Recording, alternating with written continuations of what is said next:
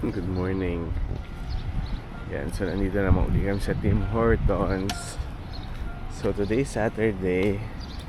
Ito na yung last time namin na gagawin tong routine na to. Totoo ba? Oo, kasi yung mga remaining Saturdays wala ka ng pasok. So ito na yung last day.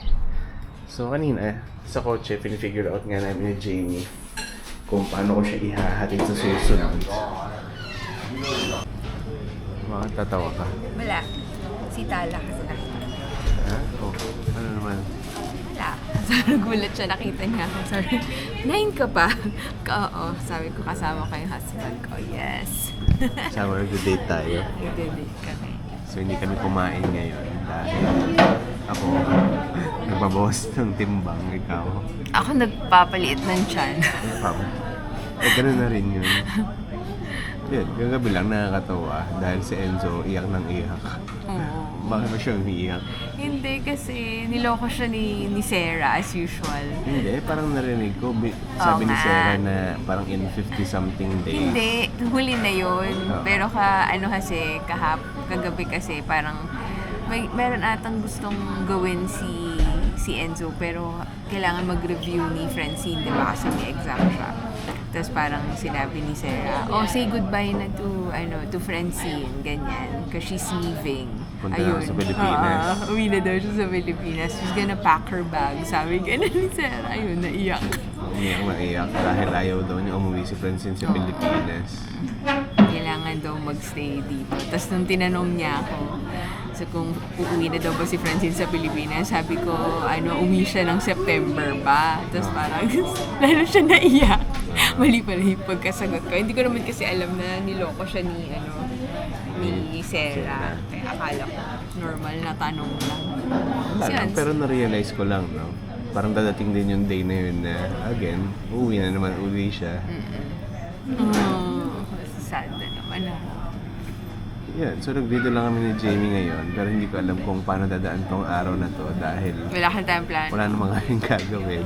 So as usual, ngayon, papasok si Jamie sa trabaho, and then uwi ako, and then maghintay lang kami until, 4 ba or 5? 4. Tapos susunod namin si Jamie, and then we'll see kung ano mangyari dito sa araw na to. Ayan, so atid ko na si Jamie. So while kanina nga nagko-coffee kami, pinag-uusapan nga namin kung saan kami gagala bukas. So mukhang pupunta kami ng downtown Toronto, pero hindi pa namin alam kung anong activity yung gagawin namin. While naisip namin na mag-release na nga, pero yun, confirm muna namin kay Francine mamaya kung ano yung schedule niya. Kasi like kagabi, parang late na ata siya natulog dahil meron siyang mock exam. So tanong muna namin sa kanya kung available siya tomorrow, and then we'll see kung saan kami makakapunta. Yeah. Okay, so papasok na ako. Bye. Bye! Ano oras ka na ulit?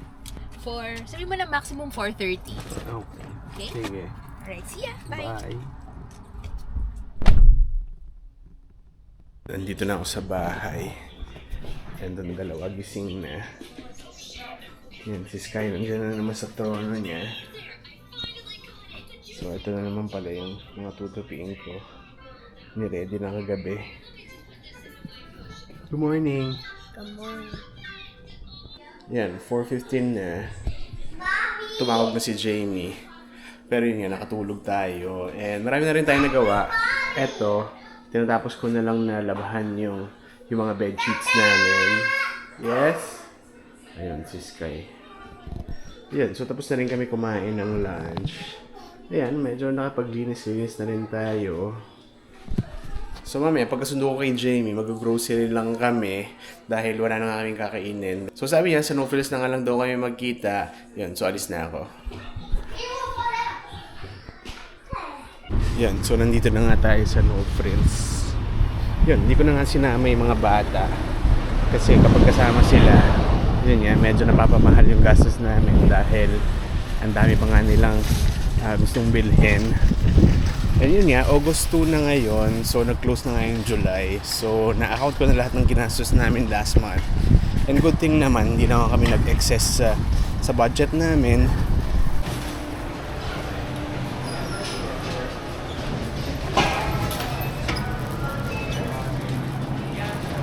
ito, naghahanap pa kami ni Jamie. Kasi si Jamie hindi sumasagot ng telepono. So, isang bag lang yung dala ko. Dahil sabi niya, libilin lang naman namin is yung uulamin namin ngayon. Saan na kaya yun? Wala. Ayan, ito na si Jamie. Hindi ko alam ba't hindi kami nagkita. Ano? Parboiled. Oh, Gusto mo ba naka-sale? i-try? Oo. Hindi ko Try alam. lang natin. $13. Ikaw, ilang kilo na to? 8. Okay. Oh, pwede naman. Pareho Isa lang lang. to, di ba? Sige. Yun, so ngayon, nandito kami sa section ng ng pasta. Kasi yung plano nga namin lutuin. Ano to? Yung Butter chicken. Butter chicken. Kasi sabi ko nga kay Jamie, butter chicken na lang. Kasi yung binili namin sa Costco before na sauce para doon sa butter chicken, hanggang ngayon hindi pa ubos. So siya, consume siya ng space doon sa bahay namin. Kasi yun nga, ganun nga ako na gusto ko nga pag binili namin, yung gagamitin namin, hindi yung i-stock pa namin for how many months. Kung kailan mag-crave na. Weeks lang. I think months na yung natin. Yung butter chicken na sauce na yun. Hindi naman So yun nga, eto, bumili kami ng spaghetti. Kasi baka hindi nga magustuhan ng mga bata yung butter chicken. So May ano hotdog naman. ano ba nalagay mong hotdog? Hotdog na lang. Condensed. Kailangan ko ng condensed. May condensed pa ba ikaw nakita? Para Meron, sa pero bawas pasta. na yun eh. Condensed Pero ito kayo na. mushroom din na. Hindi naman sila nagmamushroom. Okay. So condensed milk na lang. Oo. Hotdog, And then, condensed. uwi na tayo. By the way, kanina nakusap ko na si Francine. Sabi niya, mukhang pwede naman daw siya tomorrow. So, Kamusta naman yung exam niya? ewan ko sa kanya. Sabi niya, tinapos niya na maaga eh. Ewan ko dun. Pero syempre, pinauubaya ko na sa kanya yung board exam niya. Dahil syempre, 24 years old na siya. natin siyang Alam niya na yun. pressure. Yeah. Ano nga bang kukulang ko? Yung condensed milk, sa kabilang side. Ito na ata. Yung binili ni Ito. Ako, usually, ang binibili ko, ito nga, yung President's Choice. Kasi medyo mura siya, nasa $3 lang. And Sarap minsan, nagsisale siya. And ito, masarap din itong rooster. Oh, naka-sale. $2.79. Ha? Booster na lang. Ikaw, kabahala. Pero minsan kasi, kaya pinipili ko pa rin to dahil mas madali siya buksan. Buksan. Yan. Easy open. Ito kasi, ayan, gagamitan mo pa ng can opener. Pero ito yun ating ginagamit makakasave for- ka ng ilan? 21 cents. Ito ating ginagamit for Vietnamese, Vietnamese coffee. Okay. So mamaya nga, titingin-tingin na nga rin kami ng murang ticket para dun sa pagpunta nga namin bukas sa Downtown Toronto. Kasi ang plano nga namin, punta kami dun sa Ripley's Aquarium. Yun, kayong umaga, nag-check na kami. Saan ba tayo nag-check? Percopolis, tsaka sa Sa Wagjag. Wagjag. Yan. Since nandito na tayo, bili rin tayo na itong sili. Kasi yung binibili namin before sa Vitras, yun nga, sobrang dami. Parang ito, sakto lang. Yan. So, tapos na nga kami mag-grocery. Yung binili namin ngayon, ano lang, inabot namin $38. Pero since meron niya akong points na 10,000 points, so less $10 pa siya. So binayaran ko, nasa 28 lang. Pero may bigas na kasi tayo, no? Ayun nga. So yung nagpamahal, yung 8 kilos na bigas. Yan, so nandito na nga kami sa bahay. Pero si Jamie, dumiretso na sa kwarto namin. Dahil yun nga, parang gusto muna niya magpahinga. Dahil I'm sure pagod siya dahil yun nga, maaga kami nagising kanina. So, ito nga yung pinamili namin sa No Frills. Except ito. Ito yung sinasabi ko na ito, isang buong bote pa. Hindi pa nabubuksan. And then, ito, nasa fridge na. Nakabukas na siya, pero halos puno pa siya. Kaya sabi ko kay Jamie, yun nga, butter chicken na nga lang yung ulamin namin ngayon para maubos na to. So si Jamie nga, doon na sa labas nakatulog dahil nakalimutan ko nga, nilalabahan ko pala yung bedsheet namin. Kaya wala siyang bedsheet kanina, kaya doon na siya natulog sa labas. So ito nga yung part ng bahay namin na hindi ko masyado na-videohan. Pero ito nga, pakita ko sa inyo dahil yun, kakaayos ko lang uli ngayon. So ito nga yung itsura ng bedroom namin. Yan, halos walang laman.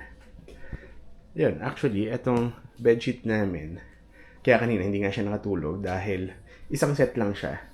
Unlike sa Pilipinas, meron kaming dalawang sets kasi yun nga, may factor dun na kailangan pa siyang patuyuin. Pero since dito nga sa Canada, meron dryer, so hindi na ako bumili ng another set. So isang set lang siya, isang set ng yun, bedsheet, pillowcase, tapos yung blanket namin, isa lang din. Dahil yun nga, like kanina, nilabahan ko siya. So nagsiset na lang ako ng isang weekend para labahan ko siya lahat.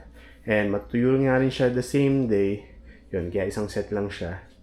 So, ito yung cabinet namin. Yun nga, kaya nagpaplano nga rin sana ako bumili ng isang TV pa. Kasi gusto ko nga sana maglagay dito ng isa. Para at least meron kami dito sa kwarto. Kasi yung nasa labas nga, yung dalawang bata na every time nanonood. And then, ito, mga gamit ni Jamie yan. Yun, ang usapan lang namin ni Jamie, as much as possible, gusto ko nga itong kwarto is, yun nga, medyo malinis siya. Tsaka, hindi siya cluttered.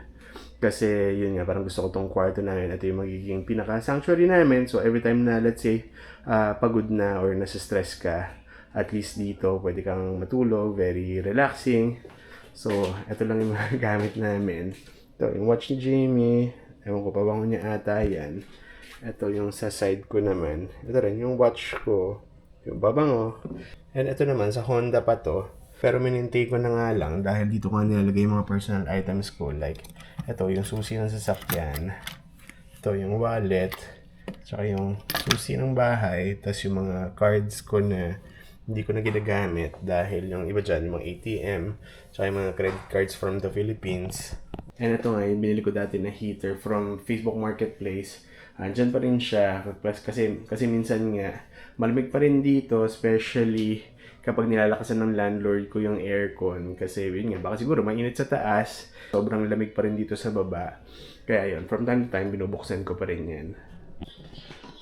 Yan, gising na si Madam Jamie. Iluluto na niya yung spaghetti para sa mga bata. Pero after dyan, isa pa, no? Yung ano naman, butter chicken. Para maubos na nga yung butter chicken na sauce na binili nga namin sa Costco. And then kanina, dumaan na nga rin dito si Francine. So, kinonfirm na nga niya na available siya tomorrow. So, mamaya, after namin kumain, siguro, magbubook na kami ng ticket for tomorrow. Pero yung gusto natin is yung ano, no, yung after 5. After dark. Yung after 5 p.m. para mas mura siya ng $5. So, tomorrow nga, mag-church lang kami. And then, after sa church, diretso na nga kami sa downtown Toronto. And tingnan namin kung ano oras kami makarating kasi the last time na nagpunta kami dun, kahit Sunday, medyo matraffic siya. So, kapag maaga kami nakarating dun, siguro kakain muna kami somewhere. Or hindi, no? Dahil mag-heavy breakfast pala tayo tomorrow. And then, kung nakarating nga kami ng medyo maaga, siguro unahin muna namin yung Nathan Phillips Square. And then after that, tingnan namin kung saan pa kami makakarating. Saan tayo kakain? Hindi ko alam, bahala na. So siguro, isang beses na lang tayo kakain doon, dinner na lang. Dahil yun nga, heavy breakfast tayo tomorrow. So yun, tomorrow, subukan din namin mag-live kapag, yun nga, kapag meron na naman kaming mahabang lakaran na gagawin. Samahan niyo kami. So siguro hanggang dito na lang muna ulit. So again, thank you for watching and I'll see you in the next video. Bye!